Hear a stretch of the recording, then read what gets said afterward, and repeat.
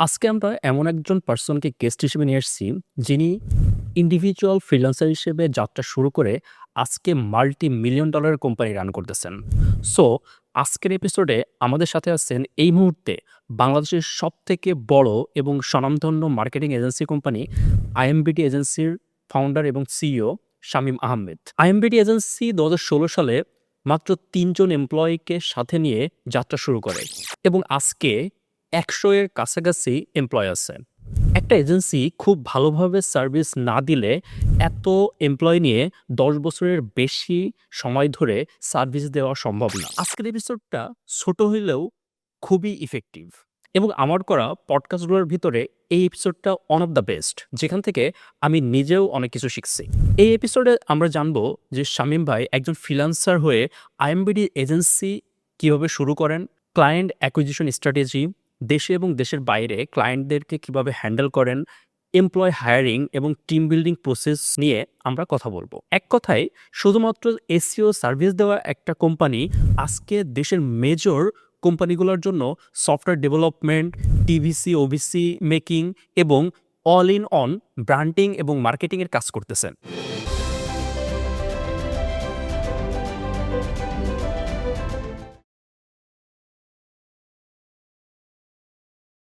ভাইয়া, আমাদের ইন্টারভিউতে আপনাকে স্বাগতম। Thank you. Thanks for having me. প্রথমে যদি আপনার পরিচয়টা বলতেন, হু ইউ আর, এবং আপনার প্রতিষ্ঠান সম্পর্কে যদি বলতেন। I love to introduce myself as a digital marketer. আমার নাম Shamim Ahmed. I started my journey in 2016 and back 2013 আমি freelancer ছিলাম আরকি। So IMBD agency mostly known as a digital marketing agency, full stack digital marketing agency বলি। ওইটার আমি হচ্ছে managing director and CEO. আমি এটা ১৬ সালে প্রতিষ্ঠা করি। আর আমার শুরুর দিকে ৩ জনকে নিয়ে স্টার্ট করা। এখন অলমোস্ট 90 পিপলের আরকি একটা কোম্পানি বলা যায়। So that's a short intro বলতে পারেন ফ্রম মাই সাইড। প্রথমে আপনি শুরু করছেন অ্যাজ এ ফ্রিল্যান্সার। জি। এরপর আপনি আইএমবিডি এজেন্সি শুরু করেন ২০১৬ সালে। হুম, হুম। সো এজেন্সি শুরু করার ১ম দিকে আপনি কি ধরনের সার্ভিস দিতেন? আচ্ছা, শুরুর দিকে আমার তো আসলে মেজর এক্সপার্টিস বা স্কিলস এর যদি বলি সেটা ছিল এসইও এবং আইএমবিডি এজেন্সি আসলে এসইও সার্ভিসই দিত। আমরা কনটেন্ট রাইট করতাম। আর হচ্ছে এসইওর জন্য ব্যাকলিং অ্যান্ড আদার্স যা করা লাগে আরকি ওই সময়ে। তো ওইগুলোই করতাম। আমাদের লোকাল ক্লায়েন্ট ছিল না। মূলত আপওয়ার্ক যখন 20% থেকে 25% করেছিল প্ল্যাটফর্ম ফি, তখনই আসলে মার্কেট প্লেসের একজন আ ক্লায়েন্টকে বাইরে নিয়ে এসে সার্ভিস দেওয়ার মাধ্যমে স্টার্ট হয়। ওকে। দেন তারপরে আস্তে আরো কিছু ক্লায়েন্ট রেফারেন্স এ আসে। আমাদের ওইভাবে কোনো প্রমোশনাল অ্যাক্টিভিটি ছিল না বা ক্লায়েন্ট অ্যাকুইজিশন বলতে রেফারেন্স এ আমি ক্লায়েন্ট পেতাম আরকি। হ্যাঁ? That's how we started. Then এইটা ইভলভ করে বা ১৬ পর থেকেই তো আসলে সোশ্যাল মিডিয়াটা বা আউটবাউন্ড মার্কেটিংটা অনেক বেশি মানে ভালো করতে থাকে। সো সেই সময়ই আসলে আমরা বুঝতে থাকি যে ফিল করতে থাকি এবং কাজও আসতে থাকে যে সোশ্যাল মিডিয়া মার্কেটিংটা আসলেই ভালো করবে বা করছে। সো ওই রিলেটেড প্রোডাক্ট আস্তে আমি ডিজাইন করি। সো আমাদের মান্থলি রিকারিং এ একটা সার্ভিস আছে যেটা সবচেয়ে পপুলার, যেটাকে আমরা বলি VSMM। ওইটাই আমাদের এখন পর্যন্ত যদি বলি আইএমবিডিসির সিগনেচার প্রোডাক্ট বা সার্ভিস আরকি। এর পাশাপাশি আমরা ওয়েব অ্যাপ্লিকেশন করা, আমাদের কিছু এআই বেসড সার্ভিস এখন রিসেন্টলি এড হয়েছে। কনটেন্ট প্রোডাকশন আমাদের একটা মেজর স্ট্রেংথ এর জায়গা। আমরা একেবারে high level production like TVC, OBC থেকে শুরু করে আ সোশ্যাল মিডিয়ার জন্য যে সকল অ্যাড-ট্যাড বানাইতে হয় এগুলো আমরা করি। আর আমাদের হাউসে মিডিয়া বায়ার, কপিরাইটার সবকিছুই ইন হাউস আরকি। হ্যাঁ? এইটাই আরকি মোটামুটি মোটা দাগে এই সার্ভিসগুলাই দেয়া হচ্ছে। এর ভিতরে আরো অনেক কিছু পড়ে যেগুলো আসলে আ কনসালটেশন থেকে শুরু করে এভাবে শর্টলি বলা কঠিন হয়ে যাবে। বাট এটার মধ্যেও আসলে ডিজিটাল মার্কেটিংটা একটা আমব্রেলা ওয়ার্ড। এর মধ্যে আসলে অনেক কিছু আছে। সো মোটা দাগে বলতে গেলে ডিজিটাল মার্কেটিং আমরা দেই, সার্ভিস দেই এবং এটার মধ্যে মোটামুটি সবই আমরা কভার করি কম বেশি। বর্তমানে কোন সেক্টরের ক্লায়েন্ট আপনার সবথেকে বেশি? আমাদের সোশ্যাল মিডিয়া মার্কেটিং এর বা পারফরম্যান্স মার্কেটিং যদি বলি তাহলে মানে ক্লায়েন্টস মোস্টলি হচ্ছে আমাদের এই ভিএসএম সার্ভিসেরই। আর এরপরে যদি বলি তাহলে আমাদের কিছু ওয়ান টাইম কাজ হয়। যেমন আমরা হচ্ছে কমার্শিয়াল তৈরি করি। টিভিসি বেশি করে টিভিসি তো করা হয় না, ওবিসি বেশি করা হয়। আর হচ্ছে ওয়েব অ্যাপ্লিকেশন করি। আমরা কিছু কাস্টম সলিউশন তৈরি করে দেই এবং এইটার আমরা খুব বেশি প্রমোশন করার সুযোগ পাই নাই। কারণ হচ্ছে আমাদের একটা ক্লায়েন্ট থেকে ২ টা, ২ টা থেকে ৩ টা এভাবে বেড়েছে। আমরা যেটা করছি এখন রিসেন্টলি যেমন অটোমেশনটা আমার নিজের একটা ইন্টারেস্টের জায়গা। আমরা কাস্টম সিআরএম বানানো যেমন এনজিওতে আমাদের সফটওয়্যার চলে, একটা কারখানাতে চলে। তো এরকম কিছু কমপ্লেক্স জিনিসপত্র আছে যেইটা আসলে রেডিমেড সফটওয়্যার কাভার করে না। ওই টাইপের জিনিসপত্র বানানো রিসেন্টলি দেখা যাচ্ছে ওইসব টুলসের সাথে এআই ইন্টিগ্রেট করা হচ্ছে। তো কন্টিনিউয়াস এই কাজগুলা আছে। আমাদের ওয়েব টিমটা ছোট। এখানে ৮ জন কাজ করে আরকি। আর আ বাকি যারা আছে তারা অলমোস্ট 87 পিপলের সেটআপে মোস্টলি হচ্ছে digital marketer, media buyer, graphic designer, copywriter, video editor. যদিও আমাদের কপিরাইটারের সংখ্যা অনেক কমে গেছে বা এখন আর ওইভাবে রিকোয়ারমেন্ট থাকছে না। আমরা অনেক বেশি এআই টুল এখন ইউজ করি। অনেক এআই লেভারেজ নিচ্ছি এবং কিছু প্রোডাক্ট বা সার্ভিসের কস্টটা আমরা কিছু পয়েন্টে কমিয়েও দিয়েছি আরকি। হ্যাঁ? ওকে। যেটা আমরা ফিল করছি যে এটার জন্য আসলে আমাদের আর ওই পরিমাণ এফোর্ট বা রিসোর্স বার্ন হয় না। এই হচ্ছে বিষয়। মোটা থেকে বলতে পারেন যে social media marketing related client base আমাদের সবচেয়ে বেশি। এজেন্সি শুরু করার পর থেকে আ সবথেকে বেশি কোন ধরনের স্ট্রাগল বেশি ফেস করছেন? এজেন্সির যেটা হয় starting a client acquisition and team manage. But আমার জন্য অ্যাকুইজিশন পার্টটা ইজিয়ার ছিল বিকজ রেডিমেড ক্লায়েন্ট ছিল। তো টিম ম্যানেজ করা, পলিসি ডেভেলপ করা এই জিনিসগুলা খুব ইম্পোর্টেন্ট, হ্যাঁ? এটা একটা ইনিশিয়াল স্টেজে লাগে না। কারণ ইনিশিয়াল স্টেজে হয় কি মানুষজন সবাই অনেক ওভার মোটিভেটেড থাকে, ইমোশনাল থাকে। সো সবাই যখন একসাথে শুরু করে এই ব্যাপারগুলা তখন হয়তো ফিল করে না। যদিও আমার ওরকম ছিল না ব্যাপারটা। তো আমি আমার ২ জন স্টুডেন্টকে নিয়ে শুরু করেছিলাম। আ তো আমি যেটা ফেস করেছি সেটা হচ্ছে যে আপনি উম টিম আসলে প্রপার একটা টিম ডেভেলপ করা। এইটাকে আমি অনেক বেশি প্রায়োরিটি দিতে বলি এবং কমিটেড লোকজন যদি আপনার টিমে আপনি নিয়ে আসতে পারেন, তাহলে বিজনেসের সার্ভিস ভালো করতে পারলে এইটা বুম করবেই, হ্যাঁ? আর যখন আমরা একটু স্কেল করি, বিশেষ করে আমরা ১ম অফিস নেব, 2nd অফিসে যখন যাই, এখানে আমাদের সিটিং ক্যাপাসিটি ছিল আমার মনে আছে ২২ জনের মতো আরকি। সো তখন স্কেল করার পরে মানে ক্লায়েন্ট অ্যাকুইজিশন ওয়াজ মানে 2nd চ্যালেঞ্জ বা স্ট্রাগল এর পার্ট। তখন ক্লায়েন্ট অনবোর্ড করা এবং ধরে রাখার যে পার্টটা, সোশ্যাল মিডিয়া মার্কেটিং এজেন্সির ক্ষেত্রে যেটা সবচেয়ে বড় চ্যালেঞ্জ এখন পর্যন্ত আমরা যেটা ফেস করি সেটা হচ্ছে যে ক্লায়েন্টকে সার্ভিস দিয়ে আপনি হ্যাপি করে রাখতে পারা। আর ধরেন বাংলাদেশে অনেক ফ্রিল্যান্সার, কয়েক লাখ ফ্রিল্যান্সার আছে। এরা কিন্তু ইন্টারন্যাশনাল মার্কেটে কাজ করে। কিন্তু ইন্টারন্যাশনাল স্ট্যান্ডার্ডেই সার্ভিস দেয়। কিন্তু আপনি বিজনেসগুলোর কাছে যাবেন, বিজনেসগুলা বলবে বাংলাদেশের কেউ আসলে ভালো কাজ করে না বা পারে না, হ্যাঁ? সো আসলে ম্যাচ মেকিং এ প্রবলেম। ভালো ক্লায়েন্ট ভালো এজেন্সি পায় না, ভালো এজেন্সি ভালো ক্লায়েন্ট পায় না, হ্যাঁ? যেমন আপনি যদি এজেন্সির কাছে যান তাহলে তারা মানে অনেক ফ্রাস্ট্রেটেড হয়ে বলবে বাংলাদেশি ক্লায়েন্টের পেমেন্ট বিহেভিয়ার খুবই খারাপ, হ্যাঁ? ইভেন তো বিহেভিয়ারও খারাপ। হুম। সো যাই হোক সো এখন ধরেন বাইরের দেশের এটা তো অবশ্যই এডুকেশন একটা ম্যাটার করে। তারপর ক্লায়েন্টকে আমি কোনো মানে বিষয়ে আসলে অ্যাকিউজ করব না। এটা ম্যাচ মেকিং এবং আপনাকে বোঝাইতে পারতে হবে যে আমরা এভাবে সার্ভিস দেই এবং আপনার ওই গাটসটা থাকাটা জরুরি যে আসলেই বা ওই ক্রেডিবিলিটি তৈরি হলে তখন এগুলা ঠিক হবে। ইনিশিয়াল স্টেজে এই চ্যালেঞ্জগুলোর ভেতর দিয়ে যাইতে হবে। কিছু অ্যাংরি ক্লায়েন্ট থাকবে। আ আপনাকে ওইগুলা ডিল করতে হবে। ডিসপিউট ক্লেম করবে, রিফান্ড চাবে। সো ওই জায়গাতে এক্সপেকটেশন মিসম্যাচ করবে। হয়তো আপনি যেভাবে সেল করেছেন, ওভার প্রমিস করে ফেলেছেন, ওভার কমিট করে ফেলেছেন। বাট আপনার ব্যান্ডউইথ দেখা যাচ্ছে ৫, আপনি ক্লায়েন্ট অনবোর্ড করে ফেলেছেন ১০। This is how actually you grow. তো ওইটা থাকবেই যে ধরেন ওই ৫ জন যখন বেশি হয়ে যাবে তখন আপনি বুঝতে পারবেন আপনার টিম বড় করতে হবে। আমার দেখা যাচ্ছে রেভিনিউতে যখন মিলবে না তখনই বুঝে যাবেন সার্ভিসের প্রাইস বাড়াইতে হবে। তো এইগুলো হচ্ছে কন্টিনিউয়াস চ্যালেঞ্জ। এগুলো সবসময় থাকবে। এখন আমাদের চ্যালেঞ্জের ধরন চেঞ্জ হয়েছে। বাট ইনিশিয়াল স্টেজে এই ২ টা পার্টেই চ্যালেঞ্জ বেশি থাকে যে শুরুর দিকে সেলস তারপর হচ্ছে টিম। আপনার যদি পকেট সেলস থাকে দেন ইউ শুড স্টার্ট। আমি এটা হাইলি রিকমেন্ড করি। না হইলে ইমোশনালি মানে শুধুমাত্র ডিমান্ড কার্ভ পিকে মানে আমি যদি এখন আমাকে বলেন যে সবাই প্রচুর টি-শার্ট কিনছে and I should start a business a of t shirt. So এটা আমি করব না। আমি এটা সাজেস্ট কম করি। আমার স্ট্রেংথ এক্সপার্টিস যদি না থাকে দেন আমি এটা না করাই ভালো আরকি। আগে বোঝা, একটু লার্ন করা। এটা না করে আসলে কারণ বিজনেসের প্রবলেম থাকে না। সেম বিজনেসে আপনি প্রফিট করেন, আমি লস করি। অথবা আমি লাভ করি, আপনি লস করেন। সো বিজনেসের তো আসলে প্রবলেম না। প্রবলেমের ফাউন্ডার, প্রসেস, সিস্টেম অনেকগুলা বিষয় আছে আরকি। তো এগুলোর সামগ্রিক আয়োজনই আসলে একটা সাকসেসফুল বিজনেস। বর্তমানে আপনি ক্লায়েন্ট অ্যাকুইজিশন এর জন্য কোন স্ট্র্যাটেজি গুলা ফলো করেন?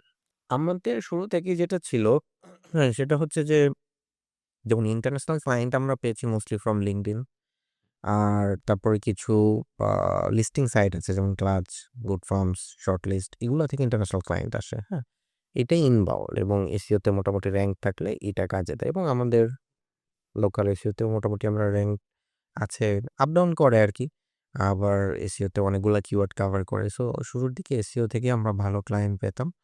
আর হচ্ছে অলওয়েজ যেটা আরেকটা সবসময় কাজ করবে সেটা হচ্ছে আপনার আউটরিচ করা থ্রু ফেসবুক। বাংলাদেশের ক্ষেত্রে যেটা সবচেয়ে বেশি পাওয়ারফুল। আমরা এখন ভালোই মিডিয়া বাইং করি, আমরা লিড জেনারেশন করি। সো লিড জেনারেট করে আমাদের একটা ছোট্ট সেলস টিম আছে আরকি, যারা হচ্ছে যে সকল লিড আসে ওর সাথে কথা বলে মিটিং ফিক্স করে দেন অনবোর্ড করে। So this is the common strategy everyone is following. So এইটাই মোস্টলি মানে করতে পারেন। আর আউটরিচ করার ক্ষেত্রে WhatsApp is good option, email marketing is also good option. আর কোল্ড কলিংটা না আমরা ওইভাবে কখনোই ট্রাই করি নাই। অনেক বেশি নিডফুল অ্যাপ্রোচ মনে হয় আমার কাছে। তাহলে ব্র্যান্ডের ক্রেডিবিলিটি কমে যায় আরকি যে আমাকে একটু কাজ দেন, কাজ দেন। এরকম নিডফুল অ্যাপ্রোচ করলে ক্লায়েন্ট তখন আপনার কাছে মানে অনেকটা মানে হচ্ছে না, বিরক্তিকর হয়ে যায়। হ্যাঁ, বিরক্ত আর গট ফিল নিয়ে আসবে যে তুমি আমার কাছে হাত পেতেছো, এখন তোমাকে আমি যা বলব তাই। মাথা কিনে নেওয়ার মতো। সো ক্লায়েন্টের কাছে তখন আর আপনি কখনোই মানে ওই জায়গাটা তৈরি করতে পারবেন না এবং সার্ভিস দিয়ে স্যাটিসফাই তো করতেই পারবেন না। হ্যাঁ? তখন হচ্ছে আমি যেমন মনে করি যে আমি একটা ব্লগও লিখেছিলাম LinkedIn এ অন দিস যে customer is not king, customer is our top priority, হ্যাঁ? কারণ আসলে আপনি কখনোই কোনো দাসের কাছ থেকে সেবা নিবেন না যে আমরা আসলেই আ রাজা প্রজার সম্পর্ক থেকে আমাদের বের হয়ে আসতে হবে। It's the mutual partnership, collaboration, respect এর জায়গা এরকম থাকতে হবে। আসলে এটাও আসবে যখন আপনার সার্ভিসে ওই পরিমাণ মানে আপনার নিজের কনফিডেন্স থাকবে, হ্যাঁ? এটাও গুরুত্বপূর্ণ একটা পার্ট, হুম? এটা আসলে মানে ম্যাচ মেকিং আমি বলি। ক্লায়েন্ট অনেক সময় ম্যাচ মেকিং হবে, হবে না, হ্যাঁ? Hit and miss, error and trial এর ভিতর দিয়ে যায় আরকি। আপনি এজেন্সি যখন শুরু করেন তখন আপনার বেশিরভাগ ক্লায়েন্ট ছিল দেশের বাইরের। হুম, হুম। বর্তমানে আপনি বেশিরভাগ সার্ভিস দিচ্ছেন দেশে।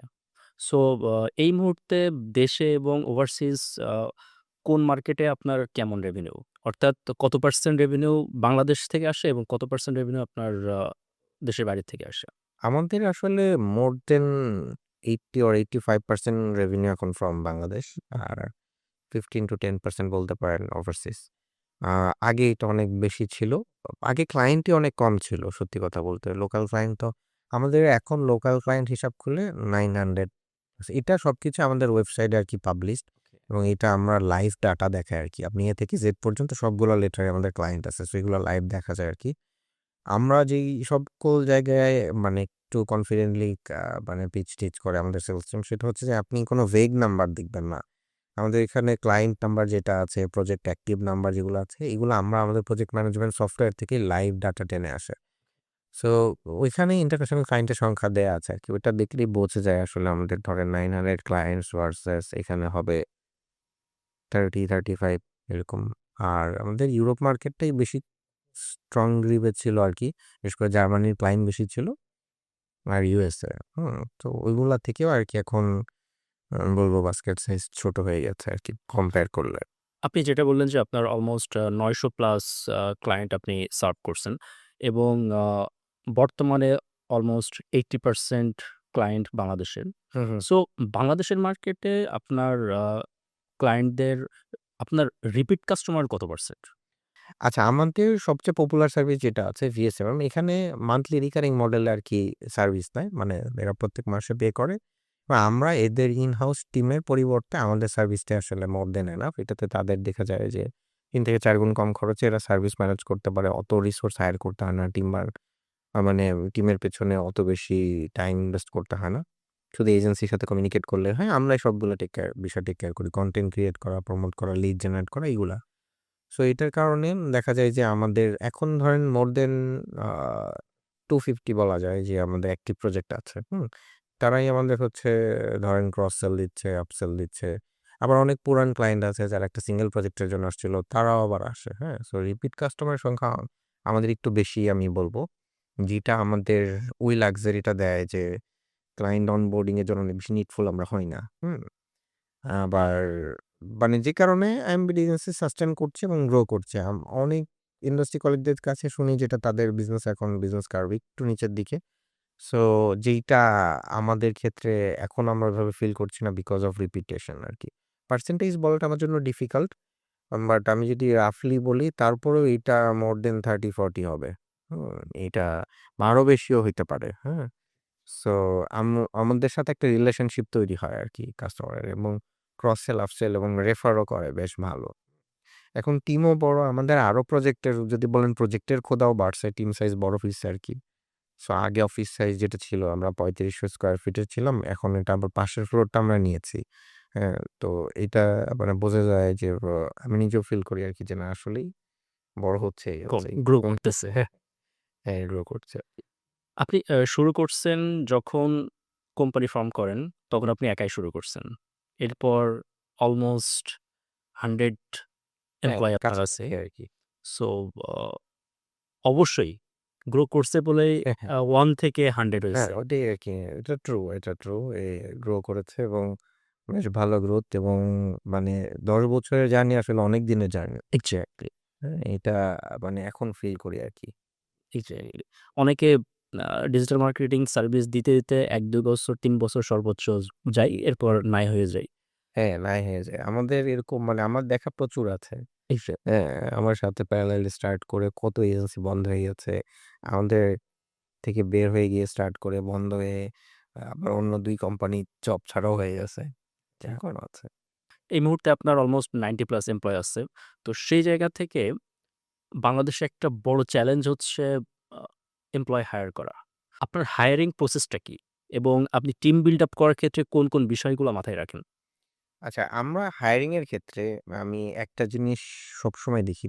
যেমন আইএমবিডি এজেন্সিতে আ আমার পার্সোনালি এজ এ ফাউন্ডার আমার সবচেয়ে বড় উইকনেস এর জায়গা ছিল যেটা, সেটা হলো যে আমি কাউকে কথা শোনাইতে পারি না। হ্যাঁ? বা আমার কাছে পৃথিবীর সবচেয়ে কঠিন কাজগুলার একটা হচ্ছে কাউকে ফায়ার করা বা বাদ দেয়া। হ্যাঁ? এখনো এটা আমি পারি না ভালো করে। বলতে পারি না, মানা করে দেয়া যে, "তুমি শোনার।" আ যে কারণে আমি সবসময় একটা পারফেক্ট সিস্টেম ডেভেলপ করতে চাইতাম। যে সিস্টেমটার কারণে শুধুমাত্র আমাদের অফিসে বলেও আরকি যে, "স্যার একটা বডি ভাড়া নিলেই হবে। এমনিই কাজ করতে পারবে।" তো আমরা যেটা করি যে আমাদের প্রচুর সিস্টেম ডিপেন্ডেন্ট এজেন্সি এবং এসওপি গুলা এমনভাবে আমরা কালচারালি পুশ করে দিয়েছি টিমের মধ্যে। এখন খুব ধরেন বিগিনার স্টেজের একটা এক্সপার্ট মানে এক্সপার্ট বলা ঠিক হবে না। রিসোর্সকে যদি আমরা হায়ার করি, তারপরেও within 7 to 15 days he or she can perform and হচ্ছে সে সার্ভিস দিতে পারে। এই রিসোর্স এবার অন্য অফিসে গিয়ে এটা পারে না। বিকজ অফ আমাদের মানে ট্রেনিং অ্যান্ড হচ্ছে অপারেশন আমরা যেভাবে সাজিয়েছি। আমার টোটাল বিজনেস অপারেশনে যে পরিমাণ আমরা হচ্ছে আ আমাদের হাউসেই ডেভেলপ করা সফটওয়্যার যেটা আমরা ClickUp, Jira, Trello অনেক কিছু ইউজ করেছি প্রজেক্ট ম্যানেজমেন্ট। কোনো কিছু দিয়ে আসলে কাজ হয় না। বাট আমাদের এখানে একটা রিসোর্স অনবোর্ড হওয়ার পর তার ইনকিউবেশন মানে তার ট্রেনিংটাও অটোমেটিক। সেটা কি? তার WhatsApp এ মেসেজ পেতে থাকে। সো আমাদের হায়ারিং এর ক্ষেত্রে আমরা যেটা দেখি যে আমি দেখি যে আমাদের সাথে আসলে ভাইব ম্যাচ করতে পারবে কিনা, হ্যাঁ? গুড সোল কিনা। আমরা আসলে টক্সিক রিসোর্স কম নেয়ার চেষ্টা করি। খুব হাইলি স্কিলড রিসোর্স এর থেকেও অবশ্যই স্কিলটাকে আমরা প্রায়োরিটি দিই একটা মিনিমাম লেভেলে থাকতে হবে। কিন্তু ধরেন ২ টা রিসোর্স যে একটু আমরা বুঝতে পারছি যে খুব পজিটিভ মাইন্ডসেট এর মানুষ আরেকজন অন দ্য আদার হ্যান্ড একটু স্কিল বেশি বাট ওরকম না। হ্যাঁ? একটু অ্যারোগেন্ট বা হচ্ছে ফ্রেন্ডলি হবে না।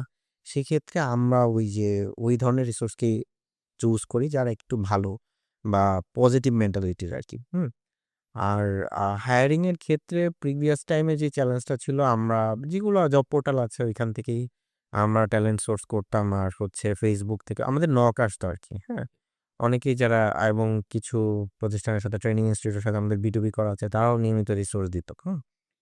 আর এখন যেই সুবিধাটা হয়েছে বা যেই লাক্সারিটা এসছে এখন আমাদের প্রচুর পরিমাণে নক একাই আসে। একাই আসে কারণ হচ্ছে একটা মোমেন্টাম ক্রিয়েট হয়েছে যে আমি বিজনেসে জব করতে চাই। ওই অ্যাসপিরেশন এর জায়গাটাই কিছু মানুষজনের মধ্যে তৈরি হয়েছে এবং আইএমবি বিজনেস ওই জায়গায় যাইতে পারছে। যে কারণে এখন ট্যালেন্ট অ্যাকুইজিশন টা অটোমেটিক হয়ে গেছে। হ্যাঁ? যে এখন নক আসে, সিভি দিয়ে রাখি। একজন এইচআর এক্সিকিউটিভ আছে আর সিনিয়র এইচআর ম্যানেজার আছে।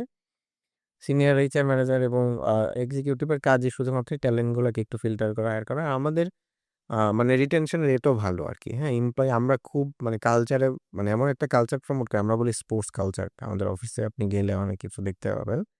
হোয়াট উই প্রমোট অ্যাকচুয়ালি সেটা হচ্ছে যে স্পোর্টস কালচার কেন বলি? কারণ অফিস ফ্যামিলি হইতে পারবে না। ইভেন দো ফ্যামিলিতেও আপনার পলিটিক্স আছে। হ্যাঁ? আপনি আপনার দেখবেন যে আপনার মনে হবে আপনার চাচাকে আপনার দাদি বেশি হয়তো ফেভার করেছে। হ্যাঁ? তো এখানে তো অফিস তো অন্য একটা জিনিস। হ্যাঁ? অফিসে আমরা কেউই মা-বাবা না। হ্যাঁ? তো বস সেটা হইতেও পারবে না এবং এটা হওয়াও সম্ভব না। তো আমরা যেটা করি যে স্পোর্টস কালচার মানে এখানে প্রচুর ডাইভার্সিটি থাকবে। এখানে একজন নোয়াখালী থেকে আসবে, একজন বরিশাল থেকে আসবে। আর তারা একসাথে কাজ করবে। যেভাবে স্পোর্টস কালচার কি হয়? বার্সেলোনায় আমরা যখন দেখি কেউ আর্জেন্টিনা থেকে এসে খেলছে, ব্রাজিল থেকে এসে খেলছে। বাট আমাদের গোল একটাই। To celebrate the a win আবার আমরা হেরে গেলেও ওইটা নিয়ে আমরা তখন রিভিউ করি। সো এটাই আমরা প্রমোট করার চেষ্টা করি। আর ফান প্রচুর প্রমোট করি আমরা। যে কারণে হয় কি টিম ওইটা খুব এনজয় করে এবং থাকতে চায় এমবিডি এজেন্সির সাথে। আবার হচ্ছে কেউ চলে গেলেও দেখা যাচ্ছে প্যাকেজে মিসম্যাচ হচ্ছে বা বেটার প্যাকেজ অফার পেয়েছে। চলে গেলেও আমাদের সাথে অনেক বেশি কানেক্টেড থাকতে চায়, মিস করে। আরেকটা জিনিস আমি রিসেন্টলি যেটা স্টার্ট করেছি, আমরা আরেকটা পিলার দাঁড় করানোর চেষ্টা করছি। আমরা এখন অফিস মিমস গুলা, এগুলা খুব কাজে দেয় এবং টিমও করে। এটা আমাদের অফিসের WhatsApp গ্রুপে প্রচুর মিমস শেয়ার হয়। এটা আমি নিজেও প্রমোট করি খুব। আর ওরাও মাঝে মধ্যে কিছু কনটেন্ট শুট করে এবং আমাদের কিছু কনটেন্ট ভাইরাল হয়েছে। তো যে কারণে ওই টাইমেও আমরা প্রচুর নক পেয়েছি। সবাই মনে করে যে আসলে আমরা প্রচুর ফান করি এবং করি আসলেই তাই। হ্যাঁ? সো ওইটার কারণে আমি নিজেও আপনাদের এই ধরনের কনটেন্ট দেখছি। হ্যাঁ, ট্যালেন্ট অ্যাকুইজিশনটা না ইজিয়ার হয়ে গেছে। হ্যাঁ? সো এইটা যে কেউ এই স্ট্র্যাটেজি ফলো করতে পারে যে অফিসে যদি একটু ফান প্রমোট করেন, Gen Z-র পালস বুঝতে পারলে you will be able to attract the people actually হ্যাঁ? এইটা ইম্পোর্টেন্ট বা কারেন্ট ট্রেন্ড কি এটা বুঝতে হবে। এখন মানুষ কিভাবে আসলে ট্রেন্ডের সাথে অ্যালাইন থাকতে পারে বা থাকা চাই এই জিনিসগুলো বুঝতে পারলে talent acquisition not much difficult.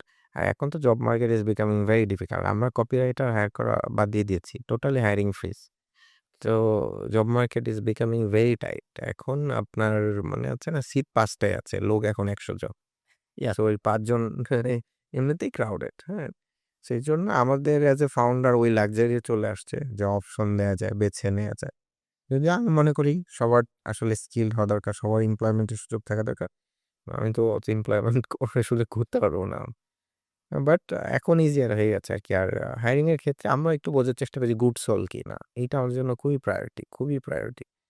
সে আমার জন্য কয় টাকা রেভিনিউ এনে দিচ্ছে এর থেকেও আমি বোঝার চেষ্টা করি। এরকম অনেক উদাহরণ আছে আইএমবিডি এজেন্সিতে। স্টার্টেড হিজ জার্নি ধরেন সোশ্যাল মিডিয়া মার্কেটার পারছে না, টিম লিড অনেক নেগেটিভ ফিডব্যাক দিচ্ছে। আমি বলছি, "তাহলে তুমি কি পারো?" আ মানে তারপরে গিয়ে এট লাস্ট সে দেখা যাচ্ছে ভিডিও এডিটর হিসেবে এসে ওইখানে ক্যারিয়ার করেছে, হ্যাঁ? এবং পরবর্তীতে ভালো প্যাকেজে অন্য কোম্পানিতে গিয়েছে। সো তারপর আমরা তাকে পেলেছি। এরকম আছে ক্লায়েন্টের সেম স্ট্র্যাটেজিটা আমিও ফলো করি। ক্লায়েন্টের আপনার Facebook আইডির নাম চেঞ্জ করে ফেলছি। এরকম একটা ডাল মনে করেন যে আমি রিসোর্স ধরেন ২-৩ বছর পেলেছি। ঠিক আছে? এ খুবই ভুলভাল করছে, হ্যাঁ? তারপর ক্লায়েন্ট আমাদের একটা বিষয় কি আমরা খুব জেনুইন থাকার চেষ্টা করি। এজন্য ক্লায়েন্ট অন্যান্য এজেন্সি বা অনেক এরকম শুনেছি যে ফোন ধরে না, ব্লক করে দেয় হাবিজাবি। এরকম না। আমাদের তো এমনিতে আমরা খুব কমপ্লায়েন্স কোম্পানি। তারপরে যেটা হয় যে আমরা এই জায়গায় অন্তত অ্যাটেন্ড করি। আমাদের এফোর্টটা জেনুইনলি ক্লায়েন্ট ফিল করতে পারে। এই কারণে আমাদের নেগেটিভ ফিডব্যাক বা রিভিউ এর সংখ্যা একেবারেই কম। মানে less than 2% ও বলা যায়। 1% ৯ টাও তো খোঁজা কঠিন। নাই বোধহয়। হ্যাঁ, বাট মানে সবার সমানভাবে আমরা ভালো সার্ভিস দেই নাই। এটাও ট্রু। অনেক জুনিয়র রিসোর্স এর কাছে পড়ে গেছে, আনফিট রিসোর্স এর কাছে পড়ে গেছে। বাট একেবারে সার্ভিস পায় নাই ফ্রম আইএমবিডি এজেন্সি এটা সংখ্যা 0। বাংলাদেশের মেজর কোন কোম্পানি আপনাদের থেকে সার্ভিস নিচ্ছে? আমরা অনেকগুলা গোস্ট প্রজেক্ট করেছি যেগুলো আমরা পোর্টফোলিও হিসেবে বলতে পারব না। এখানে বাংলাদেশে হাউসহোল্ড নেম মোটামুটি সবার কাজই করা হয়েছে। তারপরে ধরেন নোটেবল ক্লায়েন্টস যদি বলি যেমন আমরা কিছুদিন আগে ব্যাটের একটা কাজ করলাম। তারপরে আমাদের রেডিয়েন্টের সাথে নিয়মিত কাজ হয়। আ তারপর গ্রামীণ ডিস্ট্রিবিউশন লিমিটেডের হচ্ছে হ্যান্ডসেটের কাজ হয়। রহিমা আফরোজের ওদের একটা কাজ হতো। ওদের একটা প্ল্যাটফর্ম উদ্যম। আ এটিএন হচ্ছে আপনার একটা প্রজেক্ট নিয়ে আসছিল লাইক আ উম পাঠাওয়ের মতো আরকি। গো রাইডস নাকি এরকম একটা নিয়ে আসছিল। তারপরে আমাদের ইউনিক গ্রুপের ৫-৬ টা কনসার্ন এর সাথে কাজ হয়। কনসার্ন ম্যানেজমেন্ট তারপর হচ্ছে ওদের যে 5 স্টার গুলো আছে এগুলোতে আমাদের কাজ হয়েছে। আ এ এখন এমএনসি অনেকগুলা আছে, হ্যাঁ? এটা আমিও কম বলতে পারবো। বাট আমাদের এটা একদম ট্রান্সপারেন্ট। আপনি জাস্ট আমাদের ওয়েবসাইটে ক্লায়েন্ট পেজে গেলে টেস্টিমোনিয়াল সহ দেখতে পারবেন আরকি। বাট এইসব ক্লায়েন্টের থেকেও কিছু ভালো ক্লায়েন্টকে আমরা সার্ভিস দিয়েছি। যে ক্লায়েন্টগুলা হচ্ছে লাইক আপনার ইউএস বেসড বা জার্মানির, এগুলা হিউজ বিজনেস করে। হ্যাঁ? এদের নেট ওর্থ অলমোস্ট বিলিয়নে আরকি, হ্যাঁ?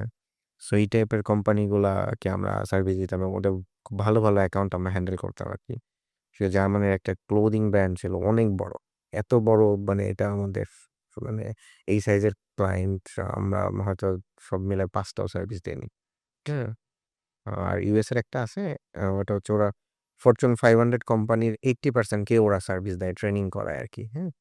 সো ওরা আমাদের ক্লায়েন্ট আরকি। ওদের একদম ব্র্যান্ড ইনঅগ্রেশন থেকে শুরু করে একেবারে এখন পর্যন্ত আমরা সার্ভিস দেই। নেটকম লার্নিং অনেকের নাম শোনা থাকবে। এটা ইউএস বেসড কোম্পানি আরকি। নেটগেট। আর আর ছোট, ছোট এসএমই তো হিউজ, এগুলোর নাম আমার বলা কঠিন। রিয়েল এস্টেটে অনেক আছে। Real estate one of the biggest portfolio আমাদের। ইউনিভার্সিটি আছে অনেকগুলা।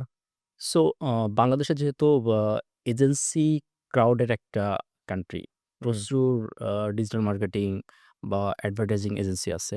হুম, হুম। তো সেই জায়গা থেকে আইএমবিডি এজেন্সি ডিফারেন্সটা কোথায়? এবং কেন অন্যরা আইএমবিডি এজেন্সিকে প্রাধান্য দিবে? আচ্ছা, প্রাধান্যের জায়গাটা হচ্ছে আমাদের সার্ভিস কোয়ালিটি বলাটা এটা তো সবাই বলবে। হুম? বাট হাউ উই সার্ভ, এইটা একদম নোটেবল ডিফারেন্স আছে। কিরকম? সেটা হচ্ছে যে আমাদের হাউসে যে সফটওয়্যারটা বানানো, এইটা পুরা অপারেশন এটা দিয়ে আমরা ম্যানেজ করি। হুম? এমন ধরেন আমি প্রত্যেকটা ডিপার্টমেন্টের জন্য যে মডিউলগুলো আছে, আপনি যদি আমার হাউসে অনবোর্ড মানে একটা ক্লায়েন্ট অনবোর্ডিং প্রসেস থেকে শুরু করে সবকিছু একদম প্রসেসের ভেতর দিয়ে যায়। অনবোর্ডিং এর সময় তাকে কি, কি মেসেজ দিতে হবে, কোথায়, কোথায় ক্রেডেনশিয়াল নিতে হবে, তার সাথে আমার এগ্রিমেন্টটা কি হবে। ফার্স্ট যে কনটেন্ট ক্যালেন্ডার বা হচ্ছে স্ট্র্যাটেজি ক্যালেন্ডার দিলাম, তার আগের আর&ডিটা কি হবে? যেমন হচ্ছে আমাদের টিমে কনসেপ্ট জ্যামিং করি আমরা, হ্যাঁ? কনসেপ্ট জ্যামিং মানে হচ্ছে ধরেন এজেন্সিতে প্রচুর পরিমাণে আইডিয়া লাগে। এখন আপনি যদি হাউসহোল্ড নেম যেগুলো আছে এজেন্সির, হ্যাঁ? এরা কি করবে? এরা ধরেন ১ মাস ধরে একটা টিভি সিরিজের প্ল্যান করবে। কিন্তু when it comes যে আমার মাসে ১০ টা ভিডিও দিতে হবে, ওই লোক কিন্তু আর তখন আপনাকে ১০ টা কনসেপ্ট দিতে পারবে না। এখন ধরেন আমার ২০০ প্রজেক্টের জন্য তাহলে কতগুলো কনসেপ্ট লাগে? তো এই কনসেপ্ট আসলে কিভাবে জেনারেট হয়? এইটা কিন্তু অন্যান্য এজেন্সি এই জায়গাটাই আসলে মিসম্যাচ হয়ে যায়। আমরা ধরেন বনানী ডিভিচেস এর মতো একটা অফিস, এখানে ৭,০০০ স্কয়ার ফিটের অফিস, এত বড় একটা টিম আমরা মানে বড়ই বলা যায় অনেক এজেন্সির থেকে। সো এত কিছু ম্যানেজ করার পরেও আমরা কিন্তু আমাদের অপারেশন সাইজের তুলনায় অনেক কমে মানে সার্ভিস দেই। কিভাবে পারি? কারণ হচ্ছে আমার অপারেশনটা অনেক স্মুথ। অপারেশন অনেক স্মুথ এবং অনেক ধরেন বিগিনার লেভেলের রিসোর্সও অনেক ভালো পারফর্ম করতে পারে। একটা কপি লিখতে হবে, সেই কপির জন্য একটা প্রসেস দেয়া আছে। আমাদের আর&ডি এর জন্য আলাদা রুম আছে। যে কেউ আইসোলেট হয়ে গিয়ে সে কিভাবে চিন্তা করবে ওইটারও টেমপ্লেট দেয়া আছে। এবং এআই স্টুডিও থেকে শুরু করে আমার নোটবুক, এলএম আমরা গুগলের আ প্রত্যেকটা মানে এআই এর তো বেস্ট ইউজ আমি বলি আমার মানে টিমও মানে করছে আরকি। মানে অনেকগুলা জায়গায় আমরা কাজ করছি। বিশেষ করে আইডিয়েশন পার্টে। এটা অনেক ইজি হয়ে গেছে। ওরকম প্রম্পটিং কিভাবে করবে, একটা বেটার প্রম্পট কিভাবে বানাইতে হবে, প্রম্পট লাইব্রেরি করে দেয়া আছে। সো এই কাজগুলো ওরা অনেক শর্ট টাইমে করতে পারে এবং অনেক ভালো আউটপুট নিয়ে আসতে পারে। যেই প্রসেসটা অন্যান্য এজেন্সির হাউসে প্রথমত নাই এবং এইটার জন্য ফাউন্ডারের যেই পরিমাণ টাইম ইনভেস্ট করা দরকার, এখন স্টার্ট করলেও যেই টাইম লাগবে ওই টাইমে আমরা আরো বেটার জায়গায় চলে যাইতে পারবো। তো এইটা আপনাকে একটা সিনারিও বলি যে এরকম একটা ক্লায়েন্ট ছিল আমাদের যে ১ বছর একটা প্রবলেমের কারণে সে চলে গিয়েছিল। ১ বছর সে ঘুরে অনেক জায়গা থেকে ট্রাই করে সার্ভিস পায় নাই। দেন আবার ব্যাক করেছে। যে ভাই না এইভাবে আসলে কেউ দেয় না। আমাদের রিপোর্টিংটা ভেরি ক্লিয়ার। আপনি রিপোর্ট দিবেন, রিপোর্টের সাথে আবার আপনাকে ভিডিও রেকর্ড করে এক্সপ্লেইন করতে হবে। না হলে এটা অ্যাপ্রুভ হবে না এবং ওইটা অ্যাপ্রুভ না হলে ফাইন্যান্সিয়াল ডিডাকশন আছে আমাদের রিসোর্সের। সো ওই resource bound to serve you. So আমার যদি ডেডলাইন ১ দিনের জায়গায় ২ দিনের হয়, তাহলে তার পারফরম্যান্স কার্ভ নিচে নামে। আমার যদি ৩ দিন হয় আরেকটু নিচে নামে। সো ওর কেপিআই এর সাথে এই জিনিসগুলাকে সিঙ্ক করতে পারছি আমরা। যে কারণে আপনার ধরেন আমরা যত বেশি কমিটেড থাকতে পারি সার্ভিস দেওয়ার ক্ষেত্রে অন্যান্যরা পারে না। কারণ quality is very subjective thing, uh হ্যাঁ? আমরা ধরেন আমাদেরকে অনেকভাবে একটা ক্রিয়েটিভকে আপনি বলতে পারেন যে Google এর লোগো খারাপ, Facebook এর লোগো ভালো হয় নাই, কি একটা করে রাখছে, ক্রিয়েটিভিটি নাই। সো এটা তো খুবই সাবজেক্টিভ আলাপ, হুম? এখানে আপনি অনেকভাবে ক্রিটিক করতে পারবেন। বাট ডেলিভারেবলস এর জায়গায় বা কমিটমেন্ট এর জায়গায় আমরা অনেক বেশি স্ট্রংলি সার্ভ করে আসছি বিধায় এই যে বললাম না যে আমাদের আপনি আসলে স্ট্রংলি আমাদেরকে অ্যাকিউজ করতে পারবেন না যেটা অন্যান্য এজেন্সিকে করা যায়। হুম? অনেক ইন্ডাস্ট্রি কলিগকে চিনি যারা প্রচুর সাফার করতেছে, ঘুমাইতে পারে না, পেইন খেয়ে বসে আছে। তো এইটা মিডিয়া বাইং নিয়ে প্রচুর সাফার করছে। আমি জাস্ট ধরেন মেনাস আসছে, সাথে, সাথে আমি কিনে ওদেরকে এক্সপ্লোর করে শিখতে বলে দিয়েছি যে, "This is how you can optimize the performance" হ্যাঁ? তোমার এত বেশি অ্যানালাইটিক্স যদি নাও বুঝতে পারো, do copy this prompt and discuss with client. আমরা ধরেন একটা ডকুমেন্টস জামা দিয়ে যেভাবে করে প্রেজেন্ট করছি ক্লায়েন্টকে, ক্লায়েন্ট ওইটা না একটা এজেন্সি থেকে বের করতে ২ মাস লাগে। আমার দেখা যায় ০.৫ ঘন্টার ভিতরে ওটা হয়ে যাচ্ছে। আপনি সেলস মিটিংয়েই এমন কিছু ডকুমেন্ট পাবেন, যেগুলা অন্যান্য এজেন্সি ধরেন ২ মাস পরে আপনাকে আলাপ আলোচনা করার জন্য দিবে। So this is how we are making the difference. And যে কারণে মানে আমাদের শুরুতে তো আসলে লোকাল ক্লায়েন্ট ছিল না। আপনার যদি মনে হয় যে এগুলোকে অনেক ক্লায়েন্ট ছিল, না, এটা আমরাও পেইন খেয়ে শিখেছি। হ্যাঁ, আমরাও তো বাঙালি।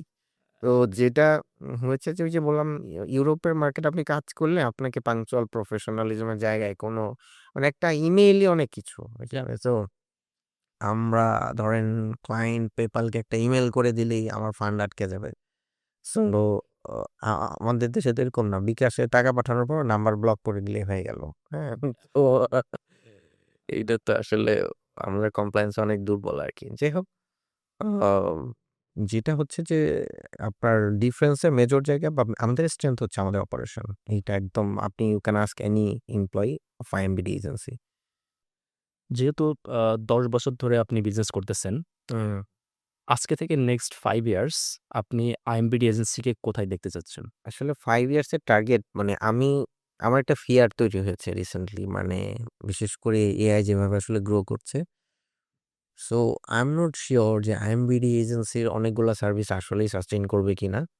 আ কারণ এআই যেভাবে গ্রো করেছে বা করছে এবং কিছু, কিছু যে প্রোডাক্ট আমরা অলওয়েজ মানে রিসার্চ এর উপরে থাকার চেষ্টা করি। আমাদের আলাদা একটা টিমই আছে ইনক্লুডিং মি আরকি আমাদের একটা R&D টিম আছে।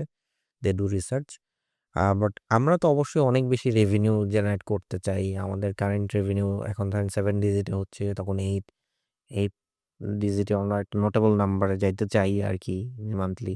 তো সেই জায়গা থেকে আমরা তার রেভিনিউ এর পাশাপাশি আমি যদি বলি যে বাংলাদেশে one of the leading digital marketing agency হওয়া এবং এসএমই ক্ষেত্রে আমরা একটা নোটেবল নেম হয়েছি, এটা আমি ফিল করতে পারি। আর আ আরো মানে এমএনসি যাতে অনবোর্ড হয় এবং ইন্টারন্যাশনাল মার্কেটে ক্লায়েন্ট অ্যাকুইজিশন এর জন্য আমরা আবার একটু ড্রাইভ দিব। বাট এই টিমটা আর এনাফ না। যদিও আমরা আরেকটা অফিস নিয়েছি। বিশেষ করে আমার এলাকায় একটা অফিস নেওয়া হয়েছে যারা প্রোডাকশন সাপোর্টটা দেয়। সো ৫ বছর পরে আমাদের কিছু এরকম প্রোডাক্ট আসবে। অলরেডি আমরা এগুলো নিয়ে কাজ করছি। যেগুলো ফুললি এআই বেসড জিনিসপত্র হবে। এআই রিলেটেড প্রোডাক্ট হবে আরকি। হ্যাঁ? এবং আমরা most of the revenue from এই ধরনের মানে সার্ভিসেস অ্যান্ড প্রোডাক্ট থেকেই জেনারেট করব হয়তো। হ্যাঁ? এটা আমি কি চাই এর থেকেও আসলে এখন মানে সামগ্রিক পরিস্থিতি যেদিকে নিয়ে যাচ্ছে আমাকে আসলে এটার সাথে তাল মেলাতে হবে। জি। এইটাই। আর ইন টার্মস অফ রেভিনিউ অনেক ওয়েলথ করতে চাই, অনেক টাকা-পয়সা বানাইতে চাই। এটা তো সবাই চায় আরকি। এটা তো স্বাভাবিক এবং আমরা চাই যে আরেকটা জিনিস আমি সবসময় চিন্তা করি সেটা হচ্ছে যে আমরা এরকম কোম্পানি হইতে পারি যে বাংলাদেশেও one of the highest paying salaried company হচ্ছে আইএমবিডি এজেন্সি। এরকম একটা এনটাইটেলমেন্ট এ আসার আমার অনেক ইচ্ছা। হ্যাঁ? সো সেই জায়গা থেকে অবশ্যই কাজ করতে চাই। হ্যাঁ? তবে এআই কোন দিকে নিয়ে যাবে I don't know। Thank you so much Shamim ভাই আমাদেরকে সময় দেওয়ার জন্য। হ্যাঁ, জি আপনাকে অসংখ্য ধন্যবাদ এবং আপনার অডিয়েন্সকেও অসংখ্য ধন্যবাদ। আর আ আমি বলব যে যারাই আসলে ক্যারিয়ার স্টার্ট করতে চায় রিগার্ডিং ডিজিটাল মার্কেটিং লেগে থাকতে হবে আরকি। এটা আমি সবসময় বলি আরকি। Thank you. থ্যাংক